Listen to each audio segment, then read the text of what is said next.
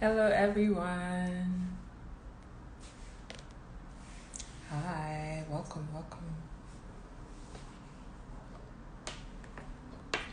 Hi. We're just gonna wait for a few more people to join and then we're gonna get started. Thank you all for being here.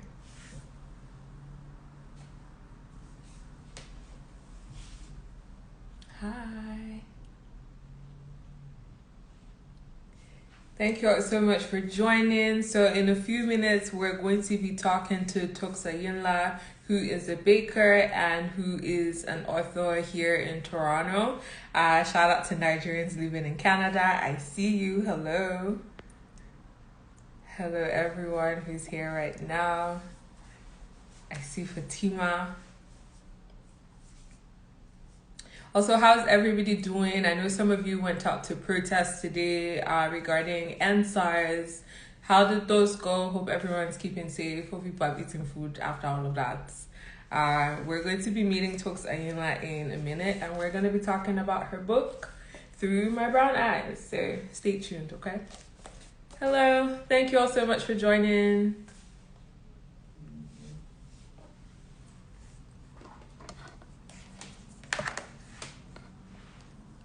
Hi. I feel like my forehead is shining too much, so I'm going to try to reduce this.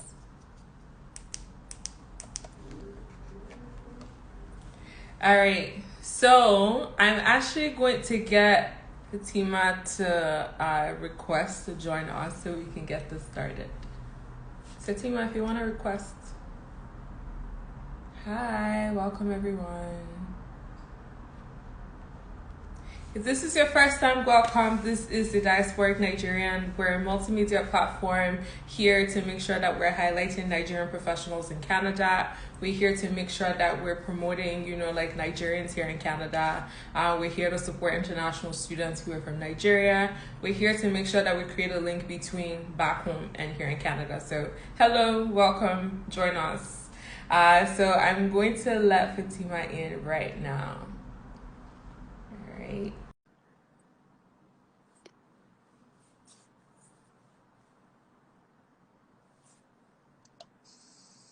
Hi.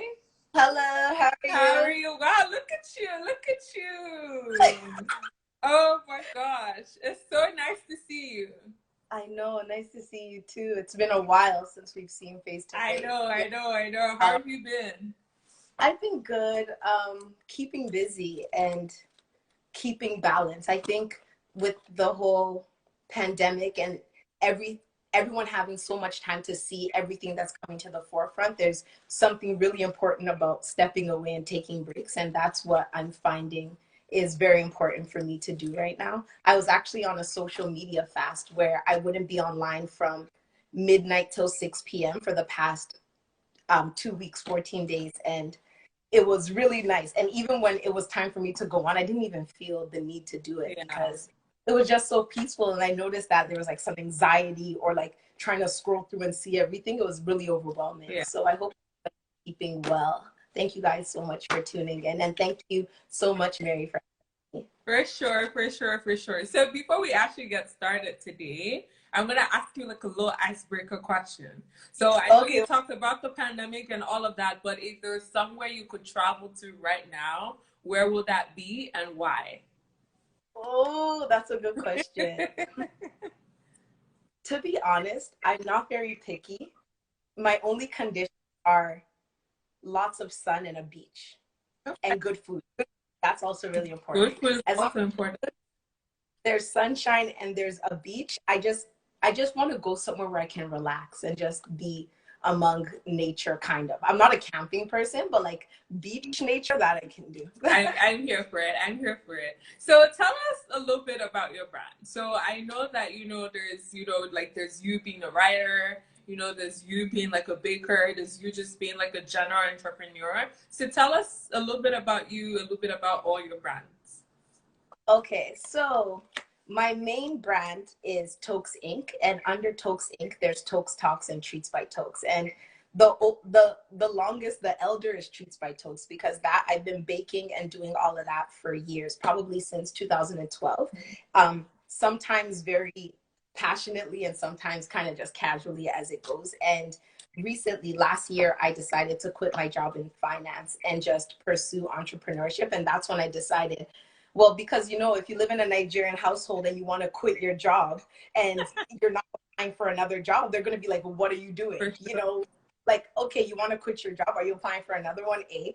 B, no. What are you doing? Are you going back to school? So I had to really, I just decided, I'm like, so for those who know me as Fatimah or then Toks, Toks is the short form of my Yoruba name, which is Adetokunbo, right? And that's what most of my family and close friends call me. So I decided I'm going to be Toks Inc. I'm going to start a company. So under Toks Inc., the things I did were more multimedia. So I have my podcast, I have my book, and I do speaking and things like that. And more recently, this is actually like the first time it's being announced. I just started a new company, but that's going to be really pushed into in 2021, and that's called Tme Solutions, which is Tme is kind of based off of my book, like Through My Eyes. So taking away the B for the brown. So it's going to be really focused on business coaching, life coaching, helping with those type of things, and really just doing education. So that's more so professional, whereas Toksing more of the things that I personally do myself. So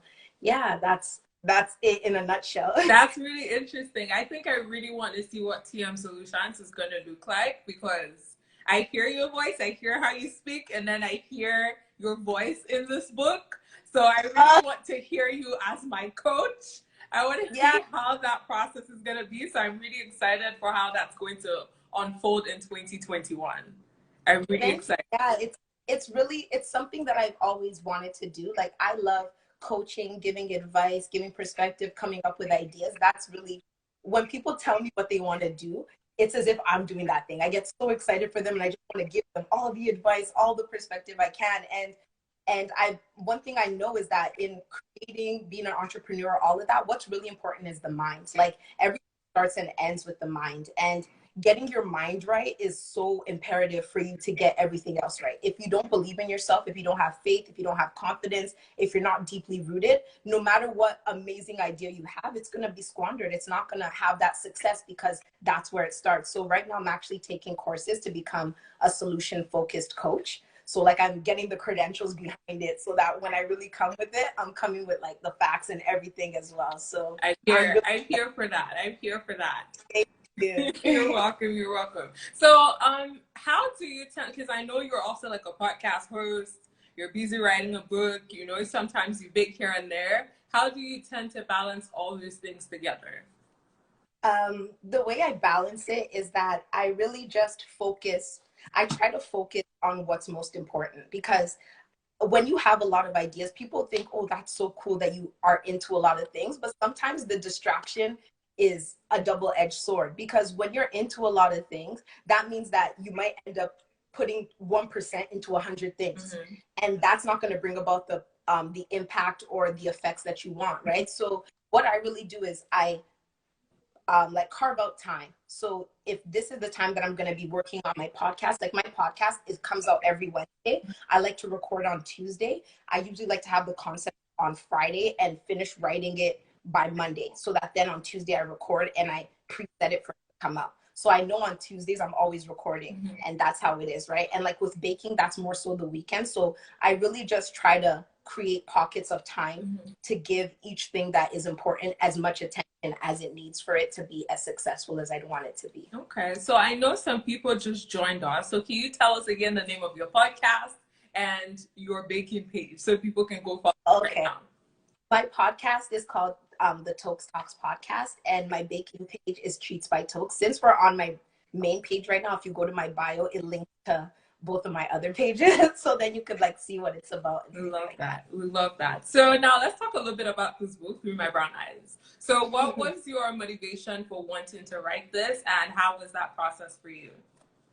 The motivation behind writing it was truly, I have to give credit where it's due, my sister, for one, and just realizing that if you have potential, if you have a talent and a skill, and it's just sitting idle or sitting dormant, that's not the most ideal thing to do, right? And for me, I've been writing poetry since I was literally 6 years old. I was writing songs and doing all of that stuff. So I had a bunch of poems and all of this stuff in journals, in my notepad. Like I had almost 1,000 poems in my notepads or ideas on my phone. And when I wanted to leave my job, one of the things that was really pushing me was just constantly feeling like I'd be at work, someone would say something, and the way they'd say it, I'd take a notepad and start writing poetry, and I'd fold it up and throw it in my bag. And I'm sure they're probably looking at me like, is this girl writing down sin numbers or what? But it was overwhelming me having all of these ideas, and I just decided that I'm not going to sit on it anymore.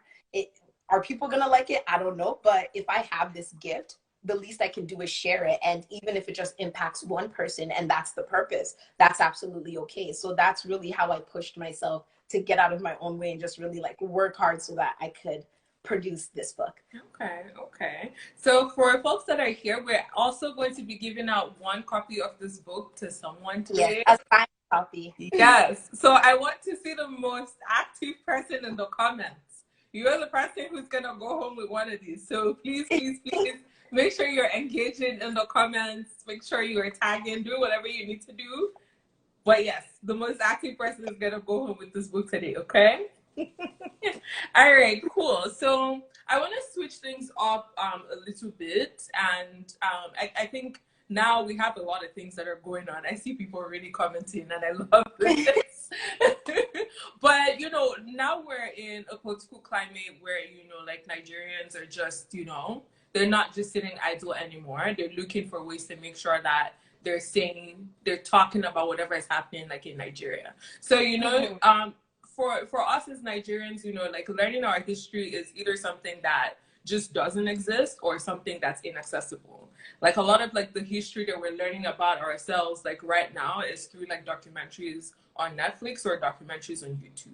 So for someone who's now a writer, can you hear me? Can you hear me? You're breaking up. I can't hear. I'm sorry. Can you hear me now? Okay, I don't know if you can really hear me, but I can hear you a bit, but you keep breaking up. For someone who's now a writer, okay, I think we're good now. A writer, what do you think? Yes, I can hear you What now. do you think your role is? Can you hear me?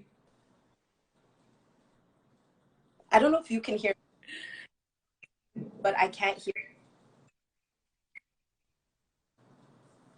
So you're breaking off, so I can't really hear.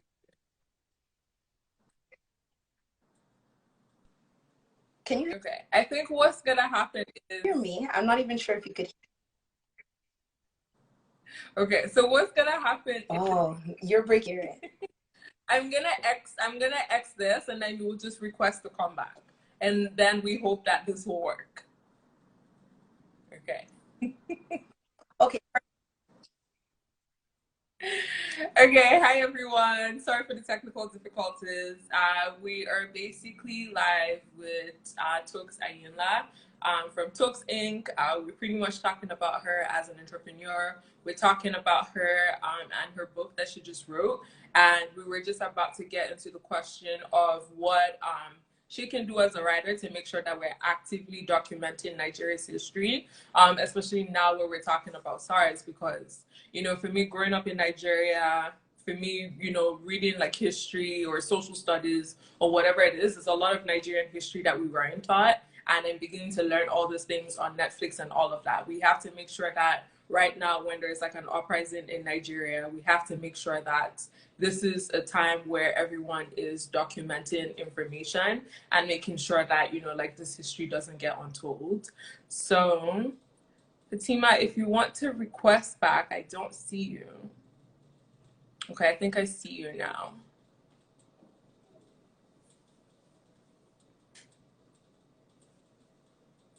I'm just gonna wait for a few seconds and she should be in. Thank you all so much for being here, though. Yes, thanks for your patience, guys. Sorry.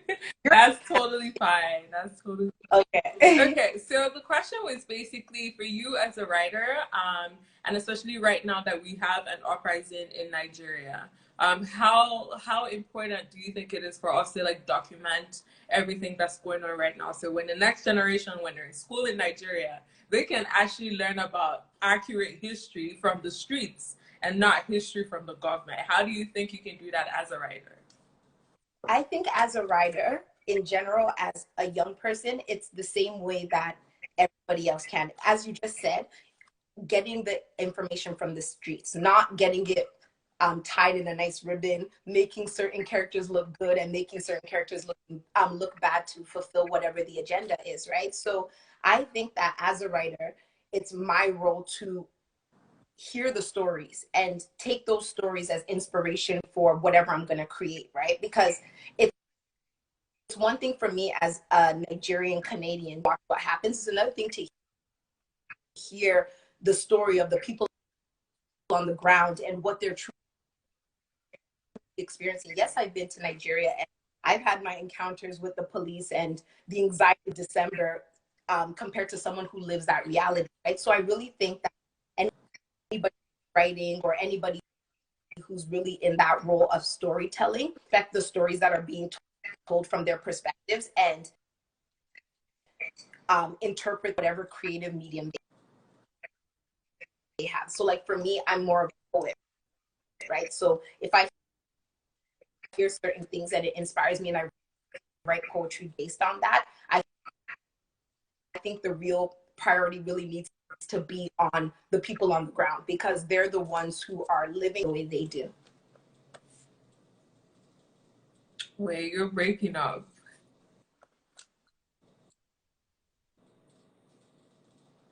Okay, I feel like, are you back? I don't know if you can hear me. Can you hear me? We love when technical difficulties happen when we're going live. But if folks can hear me right now, we're joined by Toks. I'm back. Is it better now? Yes, it's loading on my screen, but I can hear you, so you can keep going. Okay. All right. Yeah.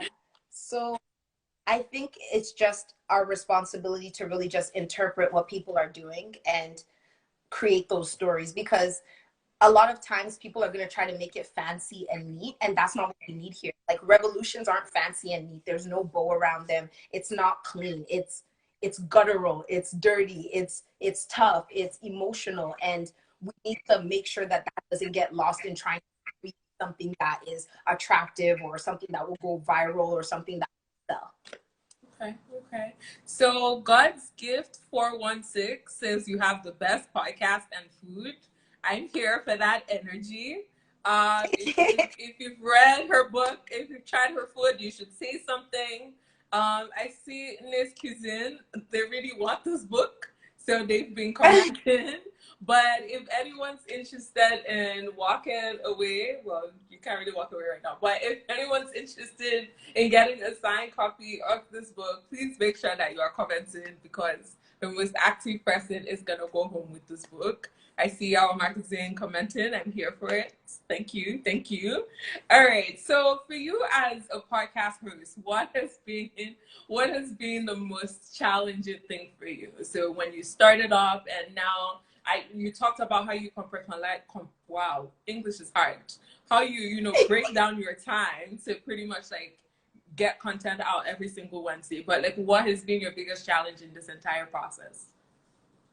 With podcasting, I just went into it blind. And I think a lot of what I've done in my road to entrepreneurship, I don't know if I recommend it for the faint of heart because I just woke up one morning, I'm like, I'm not working anymore. I don't have a plan, but I just know I need to get the hell out. So I got out, right? And with podcasting, it was the same thing where I just decided, yep, I'm going to start this podcast because I like to talk. I think I talk about decent things. And hey, it's a platform, right? So what was really hard in the beginning was just understanding how to flow and what topics like my audience wanted to hear about, right? And also striking the balance between what your audience wants to hear and what's authentic to you. Mm-hmm. Because there are a lot of people who will go into something and just really discuss what they think is on trend. But what happens is that that voice that you're using is not your voice. It's not your interest. You're just trying to sell it to the masses. And as a consumer myself, I can smell BS. And I didn't want to now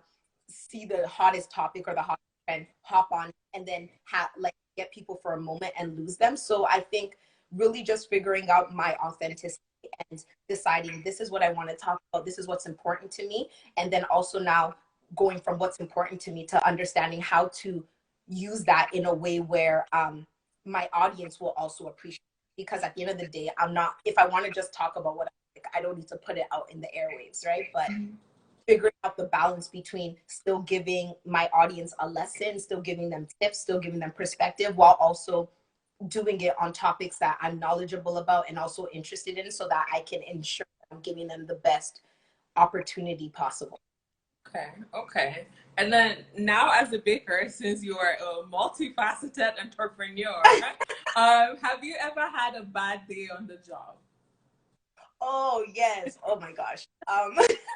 Back in the day when I was a baby baker, when I just wanted to please people and just create the things that they wanted on their budgets that were not feasible, I would be up till 7 in the morning baking and decorating cakes, and then go to bed and then wake up at 10 to finish it so that they could deliver. And my sister and my family could attest to it. They'd go to bed, wake up, and I'd still be at it, right? And it was so stressful because, especially with culture, and that's the thing, right? Like being a young Nigerian who's well mannered, whatever, when you're speaking to those Nigerian aunties and they're asking for a $500 cake on a $5 budget, and you're saying no, and they're like, oh, that's disrespectful. So you're going to say no to me, your auntie, and like just not having the confidence to be able to say, this is my work, this is what it deserves, and I'm not going to settle for anything less. I really suffered in the beginning. It was very exhausting, and I wouldn't get my money's worth, and I didn't even feel inspired to create the things I liked because it was just too daunting. And I got to the stage where I was like, you know what? If you can't pay for it, that's fine. I'm not doing it. And I lost some customers, and like some aunties who referred me to someone I'd get the referrer would call me and be like, oh, I heard you were rude to so and so. I'm like, I'm not rude. Like, and it really, it got to a point where I had to be like, if you are working at your job full time and your boss tells you to take 50% of the pay, but to continue doing the work, would you do it? And they'd be like, no, that's ridiculous. I'm like, but that's what you're asking me to do right now. So you have to put them in your place. You have to put these aunties in your place, because it's not about, oh, I referred someone to you, I say you should do this, I say you should do that. It's just like, this is time, this is labor that you're putting into perfecting your craft, and that also needs to be respected along the way too. And when you're young and you don't really have your voice or your confidence, and that disrespect will really push you into knowing your self-worth really quickly, because after a while I couldn't do it, and I lost some customers. But now my baking, the business that I love, I've curated it to only create the types of cakes that I like, to get the clientele that I like, because I'm not putting up with anything less. And now when I create something for someone, they enjoy it. They're so happy with it. I'm so happy with the product, and everybody just wins. Love that. Love that. So what are the boundaries that you put up as a baker? The first boundary is my budget. My price. Yeah. If you want something that is, the first thing I do is I ask people their budgets, so that then I can work within it. But if you want, as I said, a $500 cake on a $5 budget, I'm not doing that for you. It's not worth my time, and I'm at the place where I'll be like, no. And it came from finally realizing what my worth was. Because in the beginning, like, oh, well, maybe the materials cost this much, so I can just charge the materials and I'm good. But then the hours, if it takes 10 hours to do something and you're charging $150 and $100 is going to materials, you're getting paid $5 an hour. And that's a sweatshop. And that's not what we want to do, right? So really just understanding what my worth is, and being firm enough in that it was okay to let go. And I realized that not all money is good money, because money that comes at the expense of my health, at the expense of my peace of mind, my well-being, and my ability to do work that I believe in, I'm going to say no to it all the time. And that was tough, because some people would be like, are you sure? But that's still $100. And like, that's what you're doing. You don't want to make them worth way more than that $100 that I'm going to take. So those are like the boundaries that I really create. Okay. I think that's super helpful for like those people who are in the comments who have like food businesses, because I'm sure that a lot of times like they want to cook or they stay up late to like make this order. All money is not good money. You can say no to certain orders, protect your peace, and do what you love. So, you know, for people who just joined us, hi, hello, welcome. Thank you for being here with us. Somebody's going to be getting a signed copy of Through My Brown Eyes. All you need to do is continue commenting and engaging in this conversation. If you also have questions, feel free to drop them in the chat. Feel free to, you know, say anything that you want to say. If you have just general questions about life, my girl's studying to be, you know, like a life coach. So she probably has some nuggets for you right now. So please, please, please ask questions. All right. So Ernest Kizin is saying yes, they can definitely relate. And Favor is saying, say no, that's the motto. Favor also has, you know, like her food thing. Yeah. So Favor is like, yeah, say no, straight up. I can imagine, like, hats off to the people who actually cook food. Y'all are the kings, because for me, people often ask me like, oh, why don't you cook? Like, I cook a lot on Instagram. Whoever follows me, there's constantly food in my stories, and like, why don't you cater? And I'm like, that is where I draw the line. That I can't do. It's hats off to you guys to do it, because it's not easy. Like, especially the stress of Nigerian food. To make jollof rice, you have to first make the stew for freaking 2 hours, do all of this just to get one plate of food. That blows my mind. Like, a lot of time and a lot of money goes into like the food industry. I don't even know what I charge. I would never get customers because I would charge that high. Like, it would be ridiculous. Listen, you make very bougie food and I'm here for it. Like, I see the food on your stories and I'm just like, I have no idea what that is, but it looks really good. Like, I will pay to eat that. So I'm here for it. Keep doing that. It's okay. You know, sometimes, you know, we want some high-end food. Not every time just jollof rice. We want some type of bougie food. So I'm here for it. Trust me, trust me. So I want to take us back into, you know, being like a writer, being a poet, and all of that. For me, I like to call myself an occasional writer. Like, I write based on like circumstances around me, but I don't necessarily think that that is the most like sustainable way to be like a writer and to put out like more content. So what advice do you have for people like me who are maybe not necessarily struggling to come up with like written content, but what exactly would you also tell people who have maybe writer's block? How can you sustain, you know, like putting out that type of content? Writer's block is, I think with writer's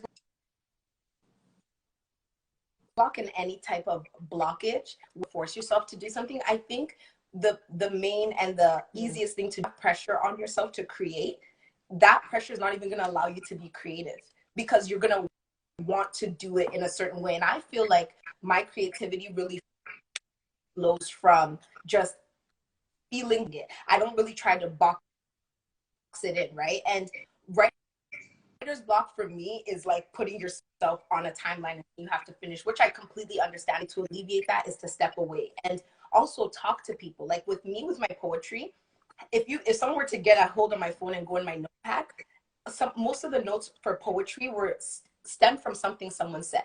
Like, someone will say something and the way they put their words together is just so beautiful, and I'm like, whoa, and I write it down and I put it in my phone and I create from that. Or I have conversations with people and they discuss topics. Even with my podcast, a conversation I have with someone that's really pressing, we're really dug deep into it, I'm like, this is something that would be interesting for my listeners to get a perspective on. We need to not put a lot of pressure on ourselves and just create with no intention.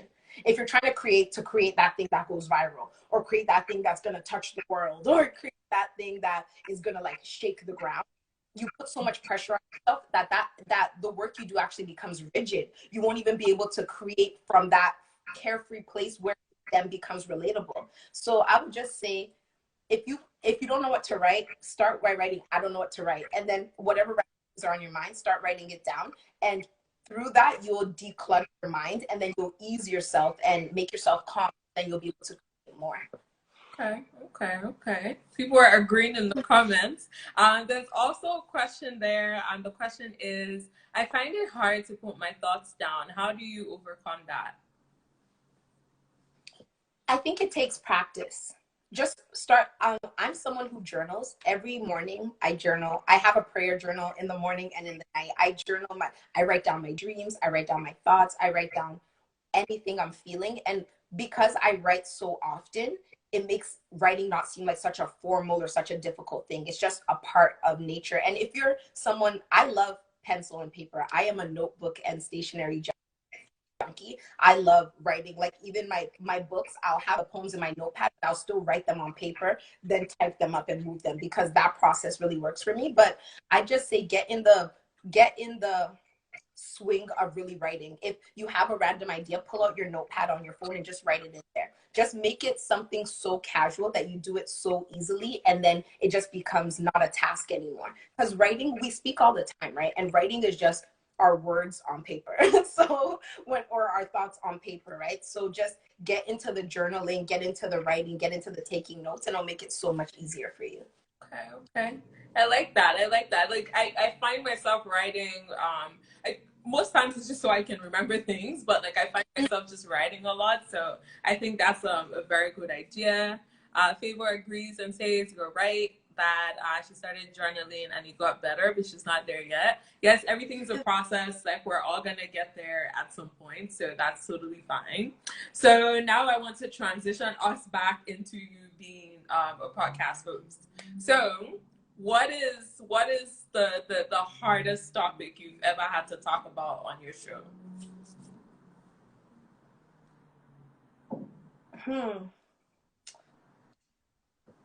I'd say the hardest topic, I'd say it was the hardest topic would have to be the first podcast episode that's really just a discussion of everything that happened in 2019, which was a very transformational year for me, to say the least, and just really putting myself out there. Because it's one thing to be a figurehead or somebody who gives advice, and it's another thing to really let people in, right? Because I'm someone who talks a lot. Like since I was a kid, I used to get in trouble for it. Like I'm a professional chatterbox. That being said, even though I talk a lot and I'm out there, doesn't mean that I relay a lot of information. I'm just really bubbly, and that's when it comes to something that and then also treading the line between telling my story and respecting the privacy of the characters that are involved in my story. And I think that as a writer, that's something that I also struggle with, because where do I draw the line between this is my experience and yes, you were a part of it, and maybe you might not have been the best character, but this is my story, I have the right to tell it. And then the balance of, okay, yes, you were a character, you weren't the best, but what respect do I owe you in me telling my story? And I wouldn't say I found the balance to that, because I'm sure some people will probably look at some of my work and maybe be offended. And I think that's a part of like honest truth telling, but it's really just anything that doesn't just relate to an arbitrary fact, but also has to do with me or my family or people who have been in my life. That's where I have the most difficulty. Okay, and then following that, what has been your favorite episode so far? You know, it might just sound weird, but it was probably that episode, because to really I had a feeling you were gonna say that. Yeah, like, oh, that's a cop out, I know. But like get to strike that balance and just really be honest. I anything My main goal in everything I do is to use my creative gift as an outlet to help others. And even baking, I help others make their days special by having some good dessert, right? So I want my life and my story and my work and everything I do to be a form of inspiration for others. And I think that when I really bring it back into me and like talk on my personality and my situation, that is where I do that the most effectively, right? So I think that's what made that episode good, because probably when I started my podcast in like May of 2019, I already knew that that was going to be an episode that I was going to do on the first podcast episode of 2020. So I was mentally preparing myself, and then I kept going back and forth. Should I do it? Shouldn't I do it? And I'm just like, you know what? Screw it. I'm gonna do it, and whatever happens will happen. And my family members who listen to it and who know the stories and the characters, they said that I did well. And some people were like, you're very nice. And I'm like, okay, then I struck the perfect balance, because I did it slander anybody. I didn't disrespect anybody, but I also got the message across, and it was a source of inspiration for other people listening, right? Because one of the things for me is that I like to say that I'm normal. And that's not to discount my creativity, my talents, or anything, but it's more so to let other people know that if I could do the things I'm doing, I'm not cut from a different cloth. I just decided to be intentional about what I was doing, and that's how I got to this place, right? And I think that's a perfect way to help people, because a lot of times when people see what you're doing, they become in awe and they're like, how could they do it? But then if you're like, trust me, I struggle all the time. I'm lazy. I'm unmotivated, but I continue to push myself. And if I can push myself and I'm normal, then you guys can do it too. That's something that I really like to harp on and let people understand. Okay, okay. So now we're gonna come back here because I really like this. Yes. I don't know if it's the eyes in the front that get me or if it's the font, but I really, really love this book.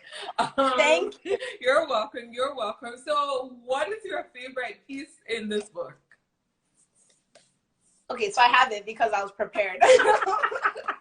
My favorite piece often sways, depending on how I'm feeling, depending on what's going on. But lately, there's actually two, but can I do two? Yeah. Okay. All right. Perfect. Okay. So the first one, especially with what's been going on and SARS, like Black Lives Matter, all of that, I think this one has really been resonating with me, and it's on page 160. You know what's funny? You know what's funny? Yeah. I was actually just on that page.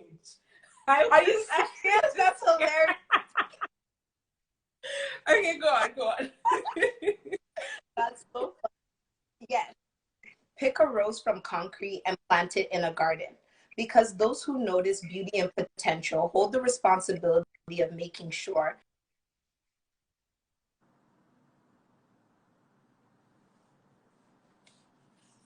Wait, I think you froze.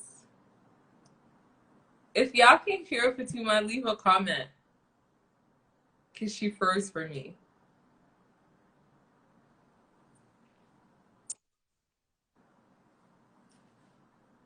Wait, can people hear me?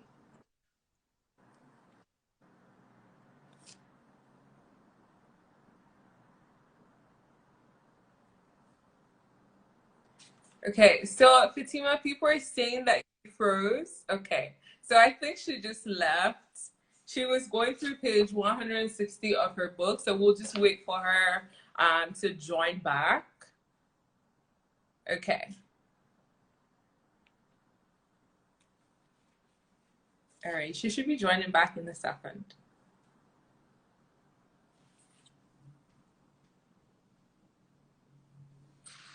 Hello? Can you guys hear me? Sorry, it froze again, so I just wanted to click off and click on so that. Yeah, that's fair. That's fair. Okay. It's okay. We can just get back to it. Did you guys hear it, or should I reread it? I think you should reread it. Okay. All right. Sorry, I don't understand. Oh, wow. Sorry, that's Google in the background. It's not. Pick a rose from concrete and plant it in a garden, because those who notice beauty and potential hold the responsibility of making sure boots to the pavement don't destroy it before it hands to fully bloom.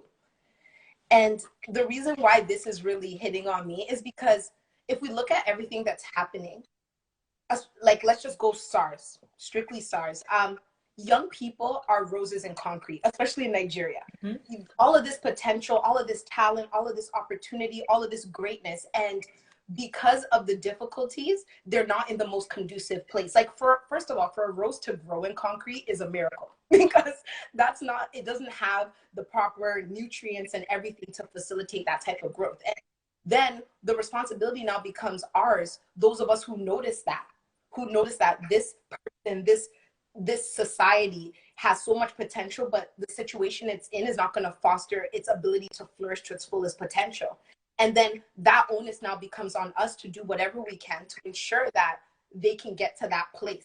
So we need to remove them, because boots to the pavement, SARS, corruption, lack of education, lack of jobs, all of those things will crush and destroy anything that's happening before it has a chance to even reach its full potential. So like lately, this has really been sticking to me, and just the importance of understanding how you can help, right? Like not everybody is a social media activist. Not everybody has but everybody has their own way that they can do their part. And even if it's not as big as someone who donates thousands of dollars or whatever it is making an impact. And if all of us take our little pieces and join it together, then we get movements, then we get revolutions, then we get real change. So like lately, that's really been like on my mind. So that's my first favorite one. Okay, and what's the second one? The second one is page 179. And I think this is one that constantly stays in the back of my mind. So I guess if I have to pick, probably one of my constant favorites. And it's when you enter spaces that you know you belong, but don't quite know how to maneuver. May the ground meet you as you walk, confirming your journey, encouraging you to continue on your path. And for entrepreneurs, thank you. For entrepreneurs and people who are creating businesses and people who are trying things and taking risks, like this is my hope for myself and for all of you guys, right? Because it's a lot to really step into the unknown. It takes a lot of courage and it takes a lot of boldness to just walk and say, I believe that this is what I'm meant to do. And I don't see how it's going to work, but I'm going to just step into it, right? And my hope is that the ground meets you as you walk, right? Because sometimes when there's clarity that this is my path and this is my journey, it's so easy to continue to walk on it, right? But when you're walking into a forest where there's no clarity or there's no path, to walk into that, there's so much risk involved. But my hope is that as you continue to walk through it and as you continue to take those steps, that the path will continue to clear up and you'll start to get that clarity little by little. Because realistically in life, the things that are worth having aren't usually so easy and they're not paved paths. They're those weird paths that you start to pave, taking a step each time, right? So for me, that one always sticks out. And that's what I always remember. Like every time I take a blind step, my hope is that the ground meets me as I walk. And that's just how I keep taking those steps. And so far, so good. The ground hasn't fallen out from under me and I haven't crashed yet. So clearly. Look at you. Now you sound like my therapist. That is something my therapist would say to me. So I'm here for that.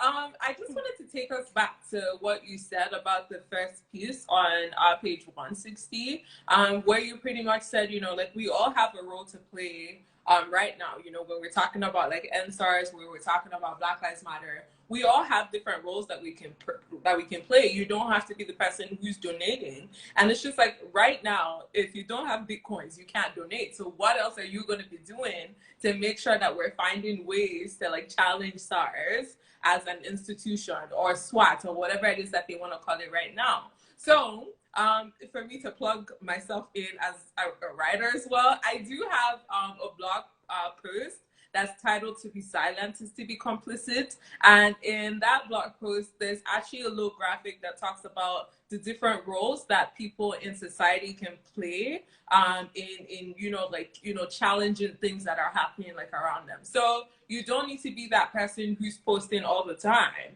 We want people to speak up, but there's probably something else that you're doing behind the scenes, and that's totally okay. So I encourage everyone to actually go check out that post. It's titled "To Be Silent is to Be Complicit," and it actually lists out what your role could be in the community, what your role could be in, like challenging injustices just like SARS all across the world. So I was very happy that you brought that up. So I wanted to just throw that in there as well. Mm-hmm. So we're almost at the end of this live session. So my question here now is, as someone who's like a multipreneur, because I don't know what other word to use to describe that, what advice will you give to somebody who's trying to figure out this whole business thing? Because there's people who are just like, okay, like I know that I can run this business, and then there's other people who just have a passion for something and don't necessarily see a business side to it. So how would you advise those people? The first piece of advice that I'd give is get ready to be consistent, because consistency is what separates the winners in this game from the losers, if we can call it that, right? Because it's very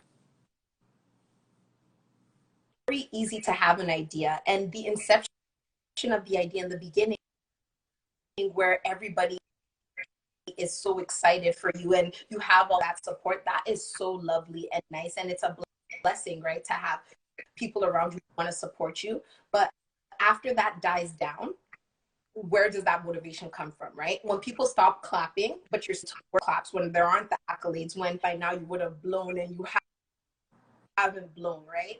And that's really where your mind comes into it. If you're going to do this, you have to be passionate about it, and you have to, and like accolades and attention is wonderful. But in the event that things do not come at the pace that you want to, it's your passion and your consistency that's going to keep you going. Yes, consistency is, yeah, you build your consistency. Yeah. Like, for me, there are a lot of times where things get quiet, right? And I'm there trying to do whatever it is I want to do, and I don't feel like writing my podcast. It's Tuesday night and I haven't even written my podcast, and it's coming out on Wednesday, and I literally have to force myself to write it that night, and in the morning brush my teeth and record, you know. And there are times where I'll put out an episode and I'll be like, yes, this is going to change the game, and there'll be like barely any listens, and it'll be like, oh, are you kidding me? Y'all need to listen to this because this will change your life, right? And it becomes that you're doing it for your own personal reasons. You're waiting for the people, they're not going to always be around, right? And that's what keeps you going. And I think that would be it. And let me think of another one. Get help, and don't have an ego. I think that's important as well. Like for me, I shoot the craziest shots. Like I will message anybody and say, hey, this is my work. I'd like for you to have it. And you have to not be afraid of rejection. I'm at a point actually right now where I shoot so many shots that I'm actually taking note of how many rejections I get. Like when people say no to me, I actually write it down just to know that like I took a, and just to be able to look back and say, damn, you tried all of this? Like that's crazy. Like what were you thinking, you know? And because when you have fear and you're stepping into the unknown, you can't be scared and step into darkness. It doesn't make any sense, because why would you go into darkness that's scary if you have fear, right? And that's essentially what you're doing, stepping into entrepreneurship, especially as a first generation, like Canadian, Nigerian. My family, no one did this before. I'm the first one to do this. Yes, I had grandmothers who were business women and market women, all of that, but to come for the Canadian dream, get all your degrees, and then say, oh, forget it. I'm gonna put all of those to the side. I'm gonna do my own thing. That is terrifying to your parents. That's terrifying to the culture. Like I have adults who, when they say, what do you do for a living? I'm like, oh, I'm an entrepreneur. I do my own thing. And they'll be like, what does that even mean? Yeah. And like, if you're not bold in who you are, they will encourage you to write, and you'll end up writing a resume and posting it on Indeed before the end of the night, right? So you have to really be open to rejection, open to failure, and brush it off your shoulder. Like I will send people messages and they won't reply me. And in the beginning, it used to hurt my feelings. But then I thought about it. I'm like, people send me DMs all the time and I don't reply them. So like, it's the same concept. Like I'm a person, I have my interests and my lack thereof. And these people do too. If what I'm doing is their interest, they will let me know. And if they don't, they have that right to do so. So just really, you have to be fearless. Just really be fearless and be consistent. Both of those things, because if you look at all the people who start things, the ones who are ultimately successful, when you look back to when they begin and you see all the people who began with them, the difference is that those people probably quit 5 years ago. Those people probably stopped 5 years ago. Those people got discouraged, or those people got so hyped and gassed at the level that they were at that they never grew past that. And then everything just like, look at BlackBerry. That's the perfect example, right? They were killing the game. They thought they couldn't be touched, and they weren't making those improvements because they thought they were the king of their domain, and Apple just came and like wiped them off the face of the earth, right? So you don't want to be a BlackBerry. Just because you're at the top of your game doesn't mean people aren't working diligently and coming behind you. So you have to keep that energy, keep creating something new. Like this book now, the day I published this book and it was out, I was already working on my second book. Love that. Before I knew anything that would happen, because it doesn't matter. Like you have to create something new, even if it's the best thing. You have to stay fresh. You have to stay on top of it. You have to stay confident and creating. Or even if you do have an amazing thing, it's going to become a fossil. Like, and we don't want to become fossils. So you have to keep pushing and keep going. Listen, you're preaching to the choir today. I'm here for this. I'm here for this entire conversation. Okay, so we don't have a lot of time left. And we promised that we were going to give away one copy of your book today. So this is where I put it to you. I see two very active people in the comments. So I'm going to give you the hard task of figuring out who out of these two people is going to get this book today. Oh my gosh, I have to pick. It's your call. So this is what I'm gonna do because this is the only way it works. So I'm gonna give you guys work to do, and whoever does it the fastest at the end of this is the person who wins. So what you're gonna have to do in order to win, and the two are Tme Cuisine and FAE, right? Yes. Yes, okay, because I thought we were on the same page. All right. So for the two of you, what you'll have to do is go on, follow all of my Instagram pages, and then on my main page, which is this one, um, tell me what was most inspiring that I said. So once this live is over, whoever does it the fastest is the one who wins because Wow. I don't. So whoever decides to that they think it's worth doing that for, then you pick the winner. Yeah, I try to make this easy on y'all, but you know, this is the author. Y'all gotta listen to the author. So please go onto her page. I really want you folks to get this book.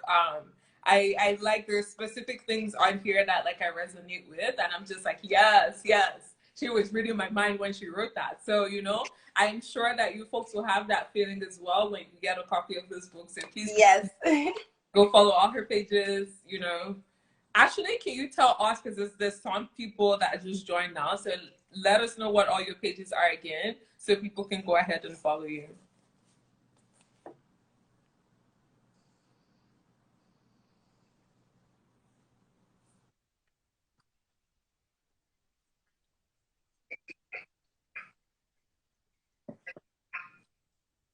So this main page. All right. So, well, thank you so much, Fatimah, for joining us today. This has been fun. I remember when I reached out to you, I was just like, yo, she's busy. That was me shooting my shot. I'm just like, I know that she's busy. I know that she's doing multiple things at the same time, but I'm going to reach out to her regardless. Can you hear now, Favor? I don't know if she can hear, but we're pretty much like now at the end. I don't know if people can still hear, but I can hear you perfectly. Okay. I think maybe people didn't share your pages, so if you want to actually just repeat that part. Okay, so my pages are Tme Toks, Treats by Toks, and Toks. All right. And then I was saying, for people who didn't hear the part, I was saying that I shot my shot, you know, with like Fatimah, and I was like, hey, I think people would like to hear you speak. Let's do this. And it took a while, but you know, we're here. We've done this today. So, yes, thank you for so having much. me and for giving me an opportunity to come on your platform. You're doing amazing things, and you're representing a lot of voices that need to be heard and represented. And it's not easy work, I'm sure, but it's very noble work, and hats off to you. Thank you so much for having me. Thank you. I think it's so sweet. That's so sweet. Oh my gosh. Well, thank you all so much for joining us today on this live. This is your first time on the Diasporic Nigerian. Welcome. We're now at the end, but please make sure you're looking through our page. There's most likely going to be more SARS protests across Canada that are coming up. We will find ways to like make sure that we let you folks know what these protests are. If you have the time to, please make sure that you attend these protests or find ways to amplify the voices and stories of people who are no longer with us and people who are currently on the streets. So thank you all so much for joining us. Have a good night. Bye. Take care. Bye.